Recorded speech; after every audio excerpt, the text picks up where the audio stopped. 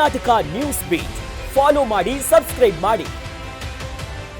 ಇನ್ನು ಸಿಎಂ ಆಗಿ ಅಧಿಕಾರವನ್ನ ವಹಿಸಿಕೊಂಡ ಎರಡನೇ ದಿನಕ್ಕೆ ಪ್ರಮುಖವಾಗಿ ಡಿಕೆಶಿ 16 ಸವಾಲುಗಳನ್ನ ಈಗ ಎದುರಿಸಬೇಕಾಗಿರುವಂತ ಒಂದು ಸನ್ನಿವೇಶ ಬಂದ್ಬಿಟ್ಟಿದೆ. ರಾಮಲಿಂಗಾರೆಡ್ಡಿಯವರ ಮುನಿಸು ಜಿಬಿಎ ಚುನಾವಣೆಯಲ್ಲಿ ಎಷ್ಟು ದುಬಾರಿ ಆಗುತ್ತೆ ಎನ್ನುವಂತ ಲೆಕ್ಕಾಚಾರ ಆಗ್ತಿದೆ. ಯಾಕಂತಂದ್ರೆ ಬೆಂಗಳೂರು ಮೇಲೆ ಒಳ್ಳೆ ಹೋಲ್ಡ್ ಇರುವಂತ ಒಬ್ಬ ನಾಯಕ. ಇನ್ನು ಬಿಜೆಪಿಯ ಪಿಕ್ಚರ್ ಅಭಿ ಬಾಕಿ ಅಂತ ಬಿಜೆಪಿ ಒಂದ್ ಕಡೆ ಕಾಲಿಳಿಯೋ ಕೆಲಸ ಮುಂದುವರೆದಂತೆ ನೋಡಿ. ಯಾರ್ಯಾರಿಗೆ ಒಳ ಏಟುಗಳು ತಾಗುತ್ತೋ ಇಲ್ಲೋ ಗೊತ್ತಿಲ್ಲ, ಕಾದ್ ನೋಡಬೇಕು. ಬಂಡೆ ಈಗ ಜಲ್ಲಿ ಪುಡಿಯಾಗುವ ಎಲ್ಲಾ ಮುನ್ಸೂಚನೆ ಇದೆ ಅಂತ ಮಾರ್ಮಿಕವಾಗಿ ಬಿಜೆಪಿ ನಾಯಕರು ಪೋಸ್ಟ್ ಮಾಡಿ ಹೇಳ್ತಿದ್ದಾರೆ. ಈ ಬಗ್ಗೆ ವಿಪಕ್ಷ ನಾಯಕ ಆರ್ ಅಶೋಕ್ ಅವರು ಮಾತನಾಡಿದ್ದಾರೆ, ನೋಡ್ಬರೋಣ. ಡಿಕೆ ಶಿವಕುಮಾರ್ ಅವರ ಹಳೆ ಸಿನಿಮಾ ಹೊಸ ಪೋಸ್ಟರ್ನ ರಿಲೀಸ್ ಆಗಕ್ ಮುಂಚೆನೆ ದಂಗೆ ಶುರುವಾಗಿದೆ. ಸ್ವೇರಿಂಗ್ ಆದ 3 ದಿನದಲ್ಲಿ 3 ಬಾಳು ಆಗ್ತಾ ಇದೆ.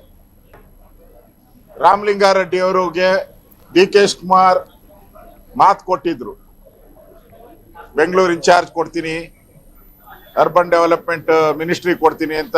ಆಗೋವರೆಗೂ ಮುಖ್ಯಮಂತ್ರಿ ಆಗೋವರೆಗೂ ಕೂಡ ಮಾತು ಕೊಟ್ಟು ಈಗ ಕೈ ಕೊಟ್ಟಿದ್ದಾರೆ ಅಂತ ಸೋಷಿಯಲ್ ಮೀಡಿಯಾದಲ್ಲಿ ಇಡೀ ಬೆಂಗಳೂರಲ್ಲಿ ಓಡಾಡ್ತಾ ಇದೆ.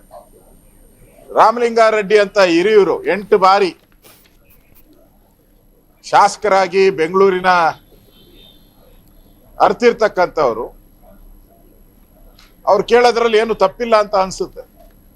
ಆದ್ರೆ ಡಿ ಕೆ ಶಿವಕುಮಾರ್ ಈ ತರ ಮಾತು ಕೊಟ್ಟು ಮೋಸ ಮಾಡೋ ಅಂತ ಪದ್ಧತಿ ಇದೆಯಲ್ಲ, ಅದು ಸರಿ ಇಲ್ಲ. ಸ್ವೇರಿಂಗ್ ಆದ 3 ದಿನಕ್ಕೆ ಈ ತರ ಕೊಟ್ಟು ಮಾತನ್ನ ತಪ್ಪು ಅಂತ ಚಾಳಿ ಡಿ ಕೆ ಶಿವಕುಮಾರ್ ಪ್ರಾರಂಭ ಮಾಡಿದ್ದಾರೆ. ಕಳೆದ 2-3 ದಿವಸದಿಂದ ಸರ್ಕಾರ ರಚನೆ ಆಗಿದ್ದು ನೋಡ್ತಿದ್ವಿ ಸರ್. ಎಲ್ಲಾ ಸೋಷಿಯಲ್ ಮೀಡಿಯಾದಲ್ಲಿ ಬಿಜೆಪಿ ಕಾಣೆಯಾಯ್ತು, ಬಿಜೆಪಿನ ಕಿಡ್ನಾಪ್ ಮಾಡಿದ್ರು ಅಂತಿದ್ರು. ಬಟ್ ಬಿಜೆಪಿ ನಾಯಕರು ಈಗ ಬಂದು ಮಾತನಾಡ್ತಿದ್ದಾರೆ ಅನ್ನೋದು ಸಾಕ್ಷಿ ಆಯ್ತು. ಯಾಕಂದ್ರೆ ಇದು ಯಾವ ರಿಸ್ಕ್ ಇಲ್ಲದೆ ಮಾತಾಡುವಂತ ಸಂದರ್ಭ. ಯಾರೋ ಒಬ್ರು ಹೋಗಿದ್ದಾರೆ, ಒಬ್ಬರ ಮೇಲೆ ಆರೋಪ ಮಾಡ್ಕೊಂಡು ಕೂತ್ಕೊಳ್ಳುವಂತ ಸಿಂಪಲ್ ಇದು. ಈ ಟಾಸ್ಕಿಗೆ ಬಂದ್ಬಿಡ್ತಾರೆ ನಾವು. ಆದ್ರೆ ಎಲ್ಲೋ ಒಂದ್ ಕಡೆ ಕಾಂಗ್ರೆಸ್ನ ತುಂಬಾ ಇಕ್ಕಟ್ಟಿಗೆ ಸಿಕ್ಸಾಕುವ ಪರಿಸ್ಥಿತಿಯಲ್ಲಿ ವಿರೋಧ ಪಕ್ಷದವ್ರು ಬರೋದಿಲ್ಲ. ಯಾಕಂದ್ರೆ ಅವ್ರಿಗೆ ಅದು ಬೇಕಾಗಿಲ್ಲ. ಒಪ್ಪಂದಕ್ಕೆ ನಿಲುಕದ ಸಂಬಂಧ ಇದು. ಹಂಗಾಗಿ ಇಲ್ಲಿ ಬರ್ತಾರೆ, ಇಲ್ಲಿ ಬಂದ್ಬಿಡ್ತಾರೆ. ಈಗ ಆರ್ ಅಶೋಕ್ ಹೇಳದಂತೆ ರಾಮಲಿಂಗಾರೆಡ್ಡಿ ಅವ್ರನ್ನ ಮಾತ್ರ ಅವ್ರು ಹೇಳ್ತಾ ಇದ್ದಾರೆ ಜಲ್ಲಿ ಪುಡಿ ಆಗುತ್ತೆ, ಏನೋ ಬಂಡೆ ಪುಡಿಯಾಗಿ ಜಲ್ಲಿ ಇದಾಗತ್ತೆ ಅನ್ನುವಂಥದ್ದಕ್ಕೆ. ಅಲ್ಲೆಲ್ಲ ಕ್ರಷರ್ ಇಟ್ಕೊಂಡಿರುವಂಥವ್ರು ಇದ್ದಾರೆ, ಬೇರೆ ಬೇರೆ ವ್ಯವಸ್ಥೆ ಮಾಡ್ಕೊಂಡು ಕೂತಿದ್ದಾರೆ. ಹಂಗಾಗಿ ಬಿಜೆಪಿಯ ಒಳ ಏನು ನಡೀತಾ ಇದೆ, ಬಿಜೆಪಿಯ ಅಧ್ಯಕ್ಷರುಗಳ ಆಯ್ಕೆ ಇನ್ನೊಂದು ಮತ್ತೊಂದು ನಿಮ್ಮದೇ ಗೋಜ್ಲಾ ಕೂತಿದೆ. ಅದ್ರ ಮಧ್ಯದಲ್ಲಿ ಇಲ್ಲೆಲ್ಲೋ ನೊಣ ಹುಡ್ಕೋ ಪ್ರಯತ್ನ ಮಾಡ್ತೀವಿ. ಹೆಗಣ ಬಿದ್ದಿದೆ ನಿಮ್ಮಲ್ಲಿ, ನೀವು ಅದನ್ನ ಏನು ಲೆಕ್ಕಕ್ಕೆ ತಗೊಂತಲ್ಲ. ನೀವು ಇಲ್ಲೆಲ್ಲೋ ನೊಣ ಹುಡ್ಕಕ್ಕೆ ಬರ್ತಾ ಇದ್ದೀರಿ. ಕಾಂಗ್ರೆಸ್ಸಿಗೆ ಇದು ಅಂಥ ದೊಡ್ಡ ಏಟ್ ಆಗ್ಲಿಕ್ಕಿಲ್ವೇನೋ.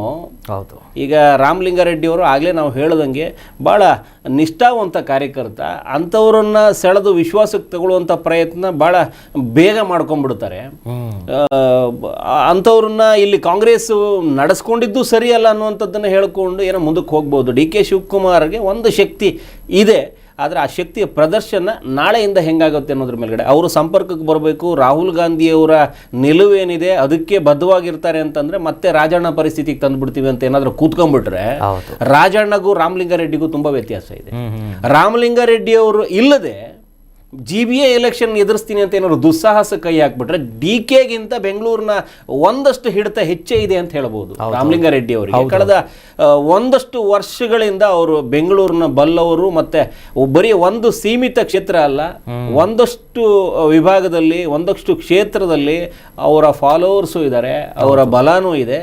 ಹಾಗಾಗಿ ಡಿ ಕೆಗಿಂತ ಬೆಂಗಳೂರನ್ನ ಆಳ ಅಗಲ ತಿಳ್ಕೊಂಡಿದ್ದಾರೆ. ಬಿ ಕೆ ಈಗ ಬಂದು ಒಂದಷ್ಟು ಬೇರೆ ಬೇರೆ ನಿಟ್ಟಲ್ಲಿ ಕೆಲಸ ಮಾಡಿರ್ಬೋದು, ಆದರೆ ಆಳ ಅಗಲ ಅತಿ ಹೆಚ್ಚಾಗಿ ಗೊತ್ತಿರೋದು.